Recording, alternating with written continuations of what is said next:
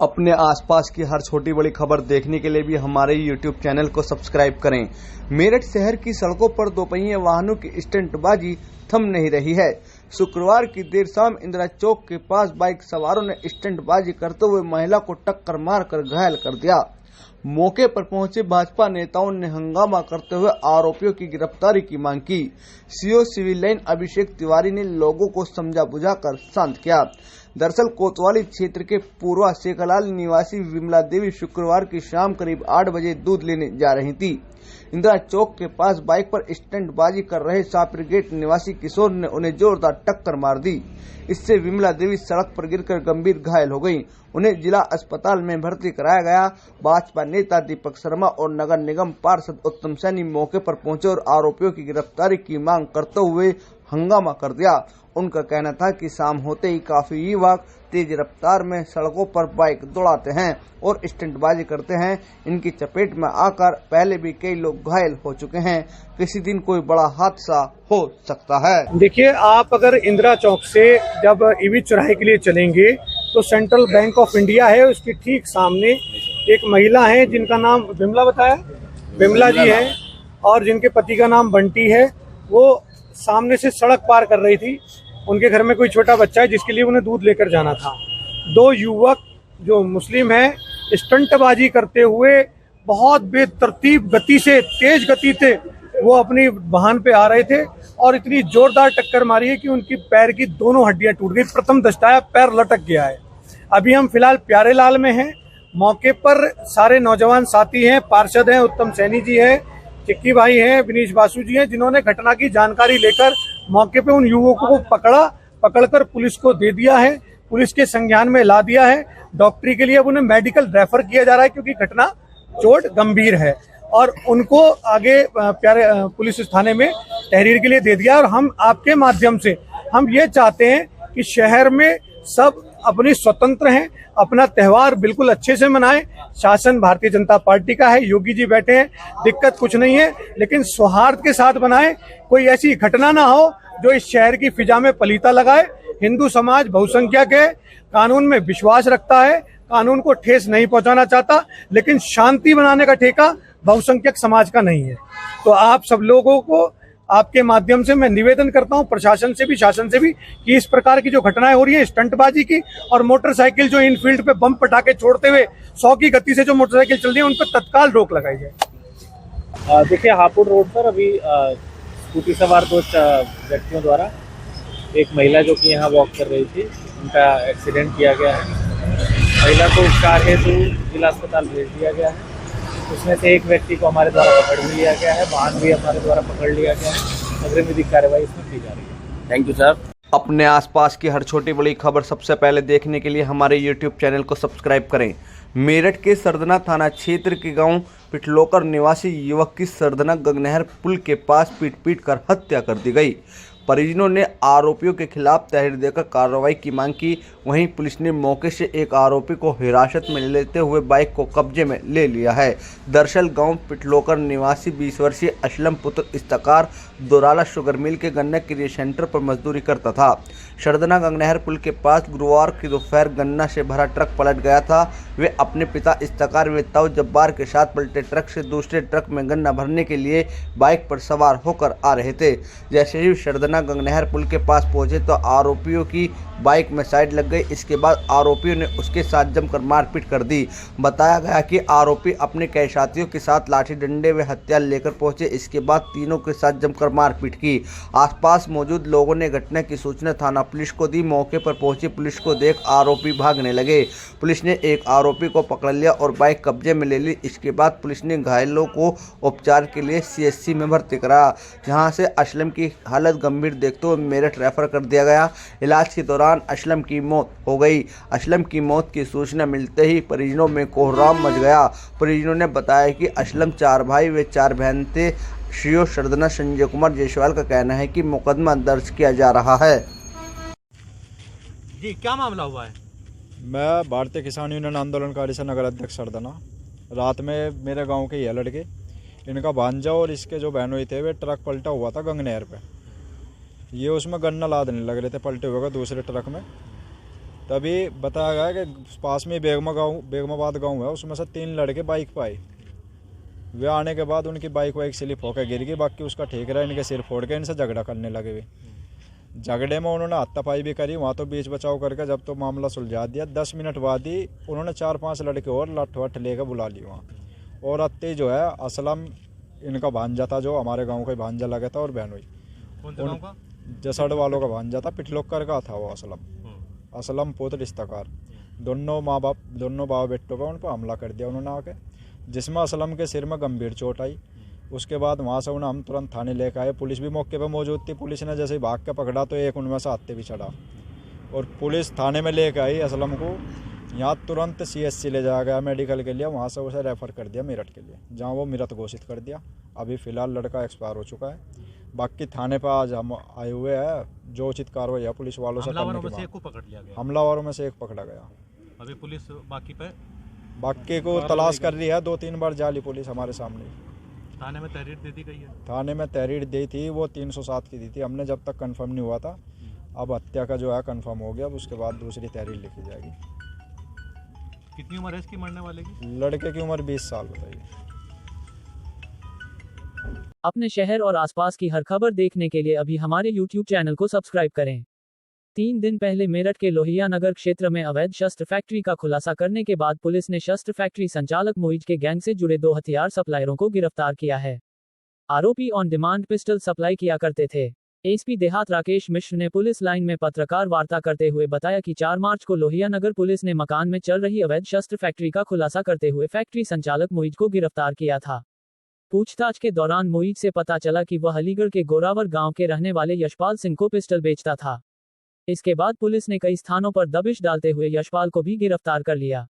यशपाल से पूछताछ के दौरान जानकारी मिली कि वह बुलंदशहर के सिकंदराबाद थाना क्षेत्र के रहने वाले राजकुमार के जरिए मार्केट में पिस्टल ठिकाने लगाता है, जिस पर पुलिस ने राजकुमार को भी गिरफ्तार कर लिया।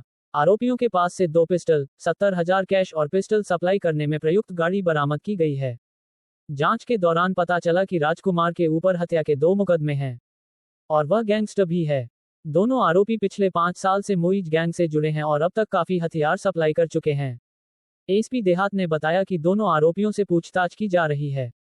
4 मार्च को थाना लोहिया नगर की पुलिस द्वारा लोहिया नगर क्षेत्र में हुमायूं नगर के रहने वाले एक मोइज नामक व्यक्ति को उसकी अवैध शस्त्र की फैक्ट्री के साथ गिरफ्तार किया गया था, जिसमें 1 दर्जन से ज़्यादा अवैध पिस्टल और ढेर सारे उपकरण पिस्टल बनाने के बरामद हुए थे। उसी कड़ी में टेक्निकल सर्विलांस की मदद से और जो इनका कन्फेशन था इसकी मदद से कड़ी से कड़ी जोड़ते हुए आज 2 व्यक्ति गिरफ्तार किए गए हैं, जिनका नाम यशपाल निवासी अलीगढ़ जो थाना गौरावर क्षेत्र का रहने वाला है और दूसरा थाना सिकंदराबाद का क्षेत्र थाना सिकंदराबाद जनपद बुलंदशहर का रहने वाला है राजकुमार नामक व्यक्ति। ये दोनों गिरफ्तार किए गए हैं। इनके कब्जे से 2 अवैध पिस्टल, 70,000 रुपये और जो पिस्टल की खरीद फरोख्त के लिए जो जिस गाड़ी का इस्तेमाल करते थे वो गाड़ी बरामद की गई है। इसके अलावा जो ये व्यक्ति राजकुमार है ये जस्ट उससे जो मेन आदमी था मोइज उससे जुड़ा हुआ है।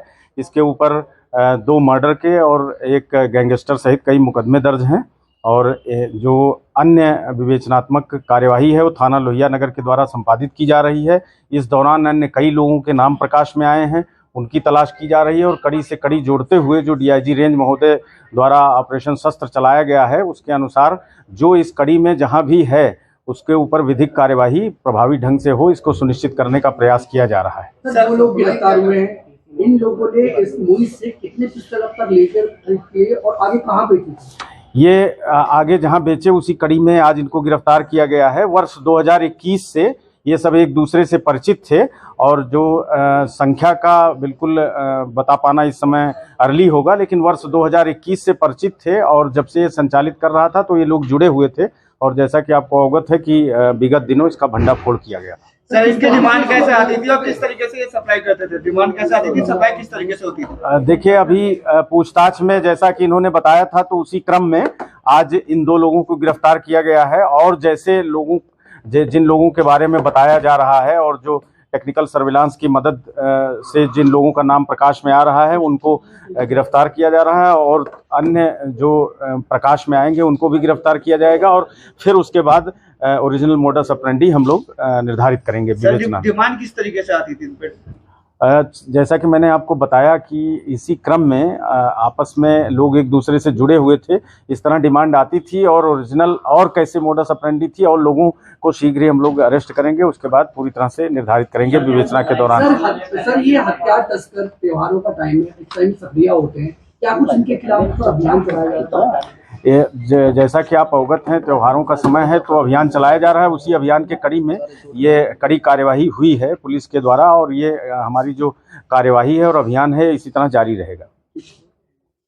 अपने आसपास की हर खबर देखने के लिए अभी हमारे YouTube चैनल को सब्सक्राइब करें। मेरठ के टीपी नगर थाना क्षेत्र में 2 साल पहले अगवा की गई 5 साल की मासूम मानवी उर्फ किट्टू की हत्या कर दी गई। उसकी लाश आरोपी ने खेत में गड्ढा खोदकर दबा दी थी। 500 से ज्यादा सीसीटीवी कैमरों के फुटेज खंगालने और कई लोगों से पूछताछ के बाद पुलिस ने आरोपी सुमित को गिरफ्तार किया है। उसकी निशानदेही पर खेत में मासूम का कंकाल तलाश किया जा रहा है। वहीं मौके पर पहुंची बालिका की मां हत्या की बात सुनकर बेहोश होकर गिर पड़ी। दरअसल आपको बता दें कि 4 जनवरी 2023 की रात टीपी नगर थाना क्षेत्र के मुल्तान नगर निवासी धीरेन्द्र सिंह की 5 साल की बेटी मानवी उर्फ किट्टू संदिग्ध हालत में लापता हो गई थी। वे परिजनों के साथ घर में सोई हुई थी। परिजनों की आंख खुली तो बालिका गायब थी। घर का मुख्य दरवाजा खुला हुआ था। इससे अनुमान लगाया जा रहा था कि बालिका खुद ही घर से बाहर गई। इसके बाद सीसीटीवी कैमरों की फुटेज देखा गया कि एक युवक आता है और बच्ची को गोद में उठा कर ले जाता है। 2 साल में मासूम किट्टू का सुराग नहीं लगाता। पुलिस के मुताबिक 500 से ज्यादा सीसीटीवी कैमरे, करीब 1000 संदिग्ध मोबाइल नंबरों से छानबीन की गई थी। पुलिस ने इस मामले में सीसीटीवी फुटेज में दिख रहे युवक के पोस्टर लगवाए। 20 से ज्यादा लोगों से पूछताछ की, लेकिन बच्ची का कोई सुराग नहीं मिला। अब अपहरण के 2 साल बाद पुलिस ने एक आरोपी सुमित को गिरफ्तार किया तो उसने कबूल किया कि किट्टू का अपहरण उसने ही किया था। बच्ची की हत्या करने के बाद उसके शव को किट्टू के घर से कुछ दूर खेत में गाड़ दिया था। पुलिस अपहरण के बाद से इस मामले की जाँच में जुटी थी। पुलिस आरोपी युवक सुमित की निशानदेही पर बच्ची का कंकाल खेत से बरामद करने का प्रयास कर रही है। नाम एक सुमित नाम के लड़के का नाम आया है सामने, जो कि पुलिस लेकर आई है और अभी छानबीन चल रही है। उसका कहना यह है कि मैंने लड़की को मार के जो है यहाँ पे दबा दिया। कब से बच्ची गायब थी? 4 जनवरी 2023 की घटना है। जब से लेकर अभी तक कोई सूचना नहीं मिल पाई। गुमशुदगी वगैरह लिखवाई थी आपने? सब कुछ किया था मैंने। अपहरण का केस भी पंजीकृत हुआ था, पर अज्ञात में हुआ था। उस टाइम इसका चेहरा जो है नहीं पहचान में आ रहा था। अब से 3 महीने पहले एक वीडियो आई थी मेरे पास कहीं से, तो उस वीडियो के माध्यम से मुझे पता लगा था। मैंने जो है पहचानने की कोशिश करी तो कुछ जो है पता लगा कि यही है, शख्स हो सकता है। अच्छा, तो वो मैंने बातें सारी जो है पुलिस को बताई, तो तब उन्होंने जो है फिर इसको ट्रेस कर रहे थे काफ़ी दिनों से। तो 2023 से लेकर अब तक पुलिस ने कोई काम ही नहीं करा था? नहीं, वो तो जो है उनको कोई बताता तभी तो पता लगता कि आदमी कौन है, उनको पता ही नहीं था। क्या नाम है उस लड़के का जिसने अपहरण किया था बच्ची का, और किस तरह से उसको पकड़ा गया? सुमित नाम था उसका, और अभी ये जो है पंजाब से उठाया पुलिस ने। फरार हो गया था वो यहाँ से? फरार क्या, इसका आपराधिक इतिहास है, 8-9 मुकदमे भी हैं इस पे, और इसको काफ़ी दिन से जो है पुलिस ट्रेस कर रही थी, अब उठाया। आज क्या लग रहा है कि बच्ची का कुछ सुराग मिल पाएगा? मुझे कुछ नहीं पता अभी, ना ये पता कि मार दी है क्या है, अभी क्लियर नहीं हो पा रहा। अभी क्लियर नहीं है। जब लाश बरामद हो जाए या जिंदगी बरामद हो जाए तब कुछ पता लगे। अपने आसपास की हर खबर सबसे पहले देखने के लिए YouTube चैनल को सब्सक्राइब करें। पूर्व ग्राम प्रधान से घूस लेते आपूर्ति विभाग का प्राइवेट कर्मचारी गिरफ्तार। मेरठ, शुक्रवार की सुबह एंटी करप्शन डिपार्टमेंट की टीम ने पूर्व प्रधान सस्ता गल्ला संचालक की शिकायत पर कार्यवाही करते हुए आपूर्ति विभाग के प्राइवेट कर्मचारी को रिश्वत लेते रंगे हाथ गिरफ्तार कर लिया। आरोप है कि आपूर्ति निरीक्षक की शह पर प्राइवेट कर्मचारी पिछले काफी समय से अवैध वसूली कर रहा था। एंटी करप्शन डिपार्टमेंट की टीम आरोपी से पूछताछ में जुटी है। अहमदपुरी गांव के पूर्व प्रधान अजयवीर ने बताया कि उनकी गांव में ही उनकी भतीजी अंशुल के नाम से सरकारी सस्ते गल्ले की दुकान है। अजयवीर का आरोप है कि मवाना में तैनात आपूर्ति निरीक्षक आकिद अली ने अवैध रूप से अपने अंडर गांवड़ी गांव के रहने वाले अनुपम को काम पर रखा हुआ है। अनुपम पिछले काफी समय से मवाना क्षेत्र के सरकारी सस्ता गल्ला विक्रेताओं से अवैध वसूली कर रहा है। अनुपम ने अजयवीर से भी हर महीने 4,500 रुपए की डिमांड की थी, जिसकी शिकायत अजयवीर द्वारा कुछ दिनों पहले एंटी करप्शन डिपार्टमेंट में की गई। शुक्रवार की दोपहर अजयवीर ने अनुपम को पैसे लेने के लिए मवाना तहसील गेट पर बुलाया, जहां एंटी करप्शन डिपार्टमेंट की टीम ने अनुपम को घूस वसूलते रंगों हाथ धर लिया। आरोपी को गिरफ्तार करके मवाना पुलिस के सुपुर्द कर दिया गया है। एंटी करप्शन डिपार्टमेंट की टीम आरोपी से पूछताछ में जुटी है। माता की जय। जीतेगा भाई जीतेगा, इंडिया जीतेगा, जीतेगा भाई जीतेगा, इंडिया जीतेगा की जय। भारत माता की जय। ऐसी लगा दो इसे ऐसे रख लो ना, बस डालते रहो, थोड़ा सा डालते रहो ऐसे हो ना हो, खाली चलाते रहो।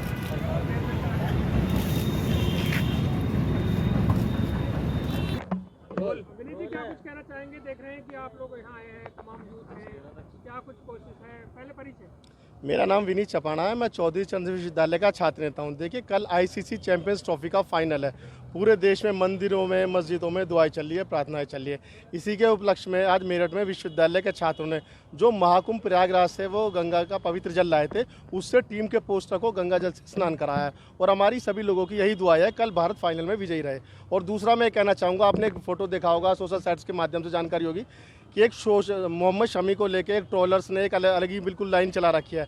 उसमें जो भी इस तरीके के मौलवी है या मौलाना है जो मोहम्मद शमी को ट्रोल्स कर रहे हैं, उन्हें पाकिस्तान चले जाना चाहिए। कितना आप मान के चल रहे हैं कि जीत को लेकर कितने आश्वस्त हैं? देखिए, विश्वविद्यालय के छात्र हमेशा ही भारतीय टीम पर विश्वास करते हैं और कहीं ना कहीं हम 100% श्योर है कि कल का जो फाइनल है वो भारत ही उठेगा। तो क्या मोहम्मद शमी फिर से चमकेंगे? बिल्कुल, मोहम्मद शमी भी चमकेंगे, विराट कोहली भी चमकेंगे और रोहित शर्मा भी चमकेंगे। शानदार जीत इंडिया। कल निश्चित रूप से भारत विजयी रहेगा और कल शाम को विश्वविद्यालय के छात्र बेगम पुल पे रात के 10 बजे आपको आतिशबाजी करते हुए जरूर देखेंगे।